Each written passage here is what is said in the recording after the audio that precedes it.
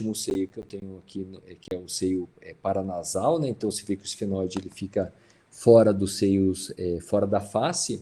Então eu tenho o nervo óptico, que ele fica aqui em cima no meu, que ele tem o quiasma óptico, ele tem a célula túrcica, ele tem o V2, então, por exemplo, uma sinusite esfenoidal, você pode ter dor na face? Pode, porque o V2 é um ramo do trigêmeo, e esse ramo do trigêmeo, a gente sabe que o trigêmeo é um nervo sensitivo motor, e o V2 é o ramo sensitivo dele, o qual pode dar dor em face.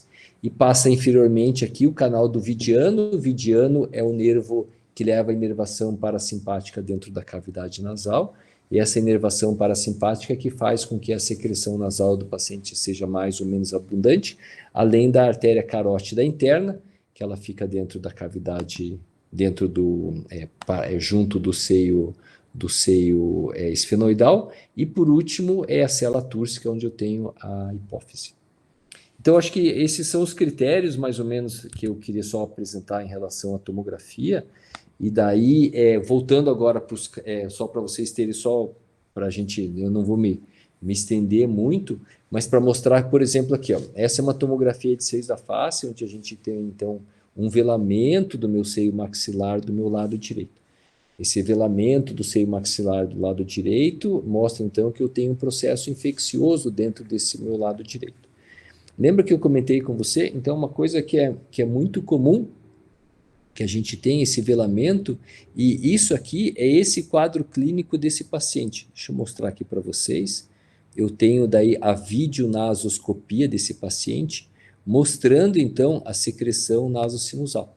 Então, aquele quadro clínico daquela tomografia é isso aqui, ó. Então, isso aqui é uma rinocinusite aguda bacteriana em um paciente que a gente atende no consultório, onde a gente acha um velamento. Lembrando que a cavidade nasal, ela proporciona normalmente de 600 a 700 ml de secreção nasal. Então, aqui a gente vê o catarro escorrendo, ó.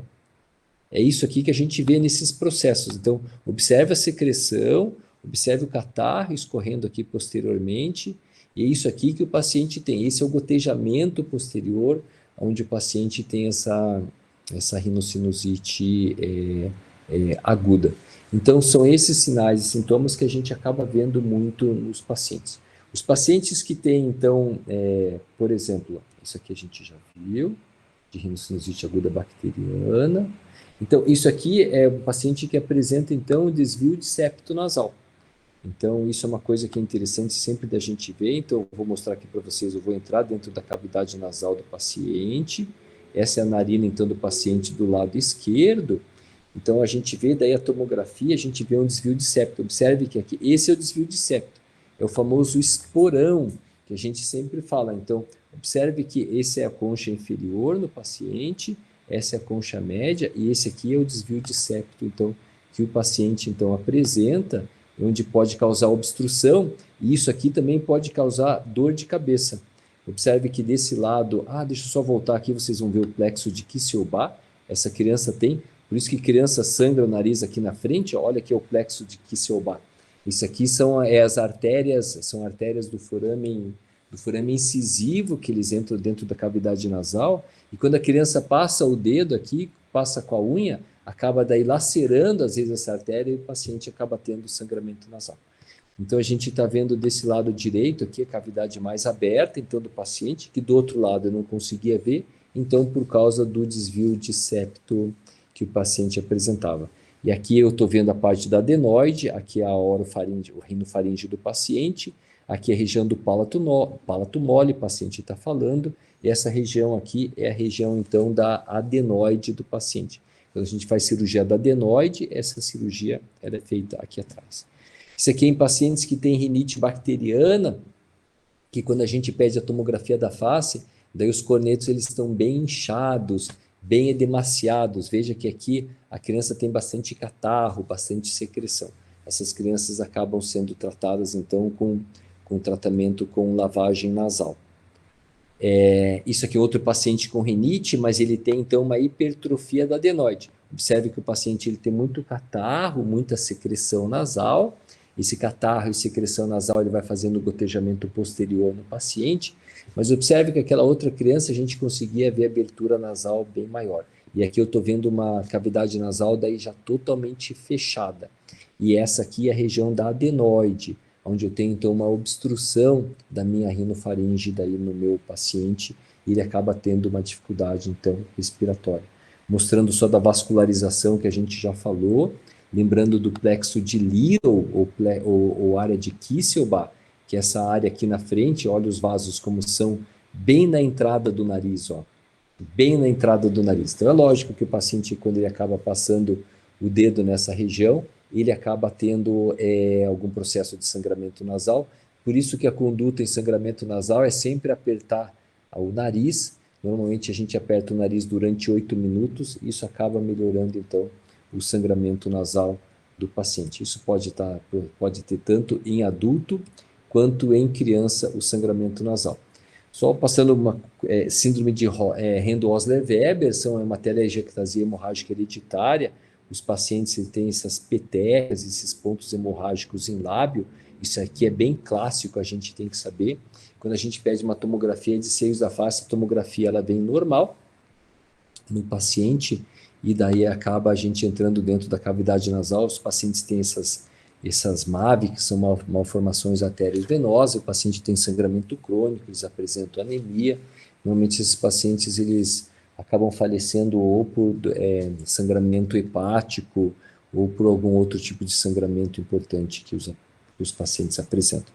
Uma coisa que é sempre importante que a gente tem que ter em mente é nunca apertar a espinha na cavidade nasal, porque a espinha no nariz ela tem uma drenagem, é uma artéria, é uma veia do forame secum, que a gente chama. A veia do forame seco é a veia que faz a drenagem de toda a pele, do vestíbulo nasal e do dorso da cavidade nasal, e do triângulo que vai da glabela até o canto da rima labial lateral, e esse triângulo, essa drenagem vai para o seio cavernoso. E o paciente ele pode fazer uma trombose do seio cavernoso, que acaba sendo desastroso para o paciente, um quadro com uma morbidade e uma mortalidade muito grande. Por isso que nunca a gente pode espremer espinha no nariz. Rinite alérgica, a gente também vê aumento dos cornetos, que são hipertrofia de cornetos, muita água dentro da cavidade nasal, e isso faz com que a concha nasal, na tomografia computadorizada, ela esteja aumentada de tamanho. Aqui é rinite não medicamentosa, né? Cefaleia rinogênica, isso aqui que eu falei para vocês. Então, o paciente ele pode ter um desvio de septo muito importante. Esse desvio de septo, ele toca na parede lateral do nariz e ele faz o mesmo que a gente pode ver aqui, ó. Então, esse é o concha média, concha inferior, e esse é o esporão, bem importante, tocando a parede lateral do nariz. Então, isso aqui a gente chama pode causar dor, pode ser a causa de cefaleia recorrente em pacientes, que é a cefaleia de origem nasal, que é cefaleia rinogênica. Hipertrofia da adenoide, que a gente já mostrei brevemente, mas é uma doença muito comum na otorrino, então isso a gente diagnostica normalmente com raio-x de Cavon, é onde a gente vê a hipertrofia da adenoide. Acho que por último, só quero passar isso, daí se tiver mais alguma coisa eu acabo complementando, Andressa, mostrando o caso de doença ulcerogranulomatosa por corpo estranho. Isso aqui é um desastre mesmo, o uso de cocaína. Observe a destruição de toda a cavidade nasal do paciente. Isso é uma das coisas mais tristes que eu pego no consultório. Isso independe de classe social, independe de nível de conhecimento do paciente. Esse paciente chegou a fazer uma necrose do assoalho da boca, do assoalho da cavidade nasal, aqui é a úvula do paciente, que é a língua do paciente. Então o paciente come, sai comida pela boca, né? Então realmente é uma coisa assim desastrosa mesmo. Então o uso de cocaína mesmo uma doença, é um caminho sem volta, né? Então a gente sempre pede, pelo amor de Deus, para vocês, assim, nunca se envolvam com esse tipo de situação. Tem sobre tumores nasais, mas eu acho que talvez possa fugir um pouco do critério da aula, assim, e vou deixar mais aberto, assim, para pergunta agora, Andressa. passei muito do tempo assim, não sei se era mais ou menos isso